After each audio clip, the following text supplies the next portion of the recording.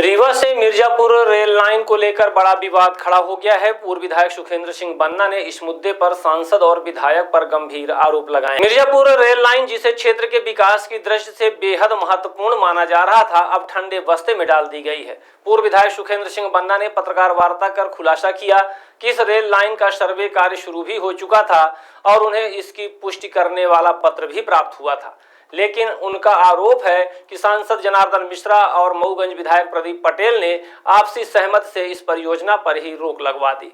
पूर्व विधायक ने कहा कि सांसद जनार्दन मिश्रा बीते 12 वर्षों से जिले का नेतृत्व कर रहे हैं, वहीं विधायक प्रदीप पटेल दूसरी बार जिम्मेदारी संभाल रहे हैं, बावजूद इसके विकास की कोई ठोस पहल नहीं की गई।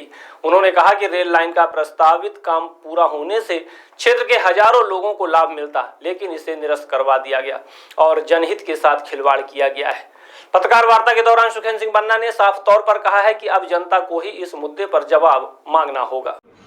आप सभी को नमस्कार। जैसा कि आप सब जानते हैं, मऊगंज विधानसभा का मैं 2013 से लेकर 2018 तक जनता ने हमें अपना प्रतिनिधित्व दिया था, मैं एमएलए था।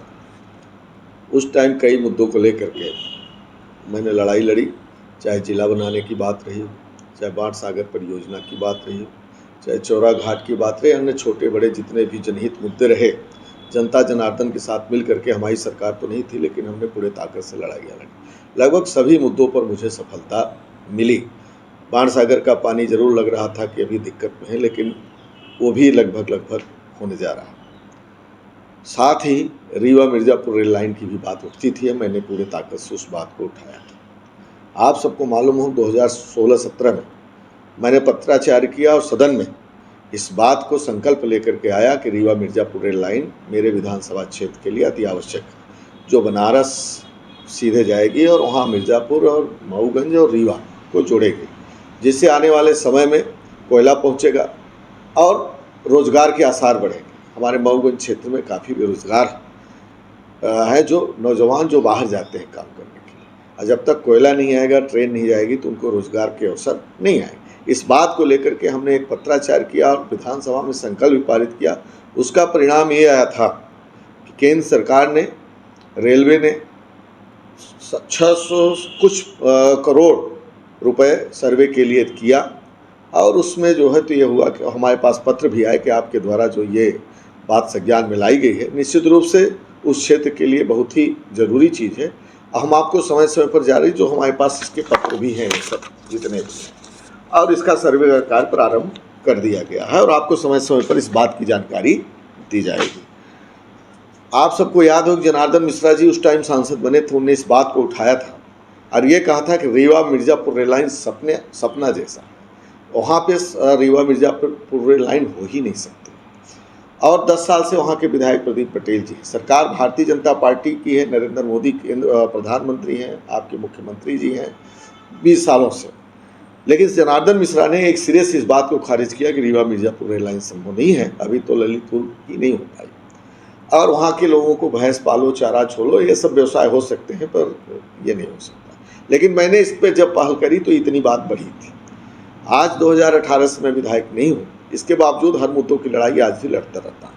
लेकिन अभी हाल ही में परसों मैं देखा, जानकारी मिली कि जो हमने सर्वे की बात उठाई थी, जो सर्वे शुरू हुआ, मेरी बात से सर्वे शुरू हुआ था, वो लगभग निरस्त कर दिया गया। क्या कारण है? हमको ये लगता है कि सरकार की भी मंशा और सांसद विधायक जो इस समय हैं, उनका मन इस काम में नहीं लग रहा। या तो उनके हिसाब से सर्वे नहीं हुआ, या तो जहाँ जहाँ वो ज़मीनें चाहते थे उस हिसाब से नहीं हुआ, जानबूझ करके निरस्त कराया। मेरा तो ये मानना है कि उनके हिसाब से सर्वे नहीं हुआ, उस पर उन्होंने रोक लगाई। चौरा घाट आज अभी रुका हुआ है, जबकि मंजूर हुआ पैसा, काम भी चला, उसको रोकने का प्रयास किया। कई कामों को रोकने का प्रयास किया जाता है, जितनी बातों को हमने उठाया। तो हमारे क्षेत्र के साथ लगातार सांसद हो, विधायक हो, सरकार हो, सौतेला व्यवहार कर रही है, वो बात अलग है कि हम लड़ाई लड़ते हैं और उसका थोड़ा परिणाम आता है, लेकिन इन लोगों की मंशा ठीक नहीं है। तो मैं आप सबके माध्यम से सरकार से अपील करता हूँ, चाहे केंद्र सरकार हो, चाहे प्रदेश की सरकार हो, चाहे प्रधानमंत्री हो, चाहे मुख्यमंत्री हो, कि इस रीवा मिर्जापुर रेल लाइन को गंभीरता से लें और इसको आगे बढ़ाएं। और ये क्यों निरस्त हुआ, आगे क्या हो सकता है, और मैं आप सबको आश्वस्त करता हूँ कि ज़रूरत पड़ेगी तो जिस तरीके से मैंने जिले की लड़ाई लड़ी, 50-50 हज़ार की गिरफ्तारियाँ दी, जिस तरीके से मैंने बाणसागर की लड़ाई लड़ी, अन्य मुद्दों की लड़ाई लड़ी, तो मैं अब जनता को लेकर के सड़क पर उतरूंगा, रेल रोको, ऐसे मुद्दों को लेकर के मैं लड़ाई लड़ूंगा। और रीवा मिर्ज़ापुर रेल लाइन हमारे क्षेत्र के लिए सबसे जरूरी, सिर्फ जिला बनने से हमारे यहाँ का लाभ होने वाला नहीं है। जब तक कोयला नहीं पहुंचेगा, ट्रेन नहीं पहुंचेगी, तब तक रोजगार के अवसर नहीं आएंगे। स्थानीय विधायक, सरकार, सभी इसमें शामिल। ऐसी क्या वजह है?